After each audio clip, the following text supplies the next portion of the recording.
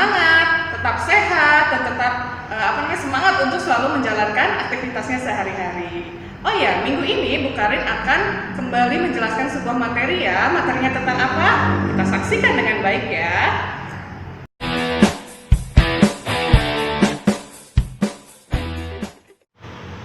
Nah, anak soleh-soleha, Bu Karin pengen tanya nih sekarang.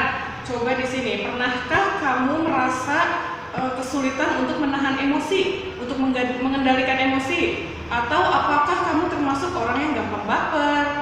Atau misalnya sensitif dengan ucapan-ucapan atau perbuatan orang lain terhadap diri kamu? Atau misalnya kamu mudah marah terhadap hal kalau misalnya nggak diturutin keinginannya, permintaannya tidak diturutin? Atau misalnya kamu merasa sering malas untuk mengerjakan sesuatu, gampang marah, ya? Terus kalau misalnya ada teman yang salah atau ada hal-hal yang buat kamu marah, kamu bersifat agresif misalnya mukul atau apa. Nah, kalau misalnya kamu ngerasa kamu pernah mengalami semua itu, berarti kamu masih mengalami kesulitan untuk mengendalikan diri. Nah, sekarang di materi kali ini Bu Karin akan memberikan materi mengenai bagaimana sih cara kita untuk mengendalikan diri dengan melalui kecerdasan emosional ya. Nah, untuk itu saksikan dan simak videonya dengan baik ya.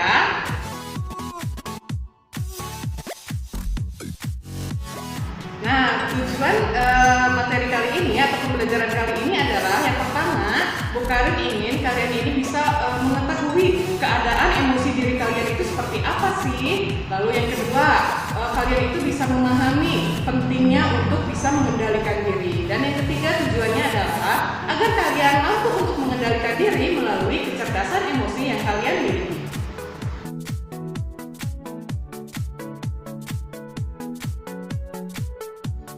Sebelumnya, kita harus mengenal dulu nih, apa sih yang dimaksud dengan emotional quotient atau kecerdasan emosional? Kecerdasan emosional merupakan kemampuan sosial yang berhubungan dengan pengendalian dan pembinaan hubungan sosial dengan lingkungan.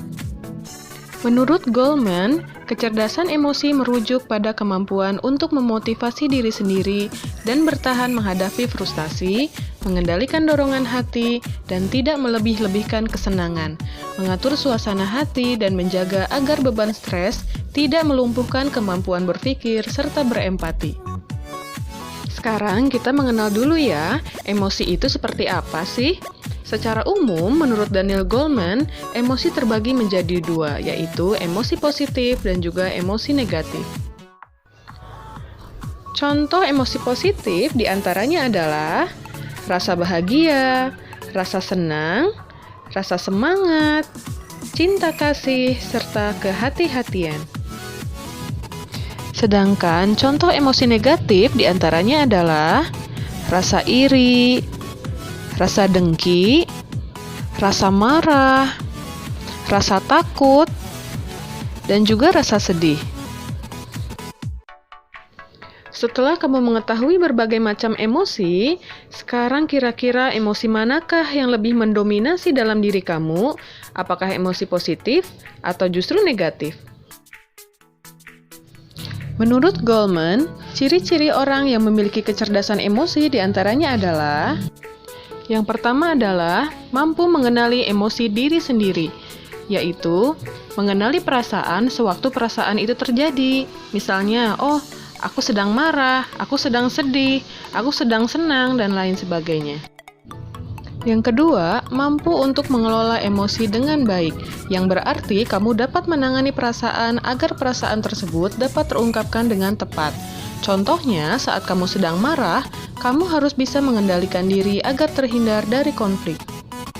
Yang ketiga adalah ketika seseorang itu mampu untuk memotivasi diri sendiri, yaitu selalu berpikir positif dan juga optimis dalam setiap keadaan atau pekerjaan yang dia hadapi.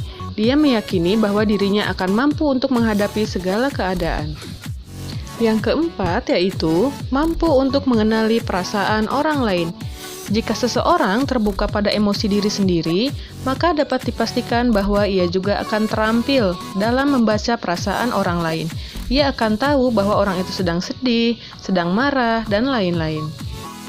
Yang terakhir, ciri-cirinya adalah dapat membina hubungan dengan orang lain. Seseorang yang memiliki kecerdasan emosi yang tinggi akan dapat bergaul dengan baik karena ia bersikap terbuka, mampu untuk memahami, serta berpikir positif dalam setiap keadaan.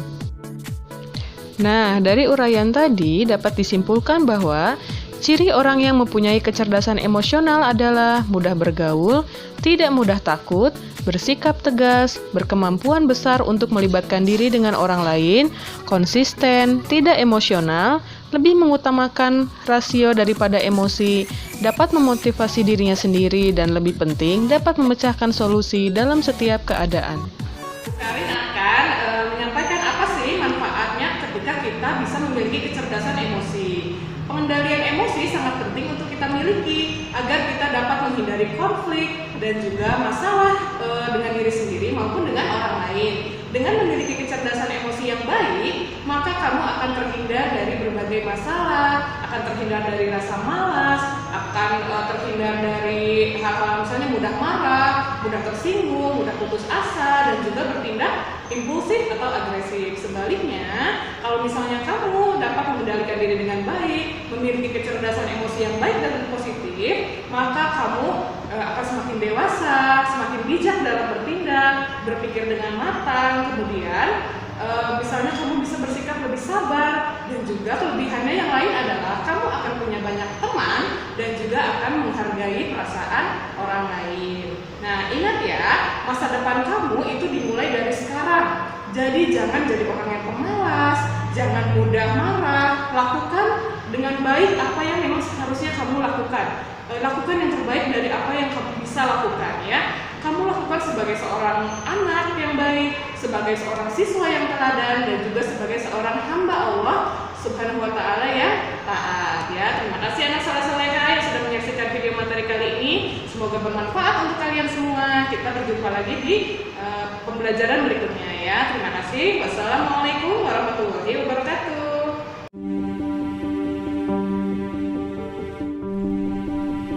Salah satu makanan favorit saya adalah kepiting. Kepiting rebus, saus tiram, saus padang. Wah, jadi lapar ya. Tapi pernah nggak sih kamu lihat bagaimana caranya memancing kepiting? Sebenarnya nggak terlalu susah loh, bahkan gampang. Ambil sutas tali yang diberi kerikil sebagai pemberat dan dikaitkan di ujung sebatang bambu. Nah, tali yang diberi pemberat ini dimasukkan ke dekat kepiting yang akan kita pancing. Pemberatnya disenggol-senggolkan aja ke badan kepiting. Nanti kepitingnya pasti marah. Nah, karena marah, kepiting itu akan menjepit tali pemberat dan akan mencengkeramnya dengan sangat kencang.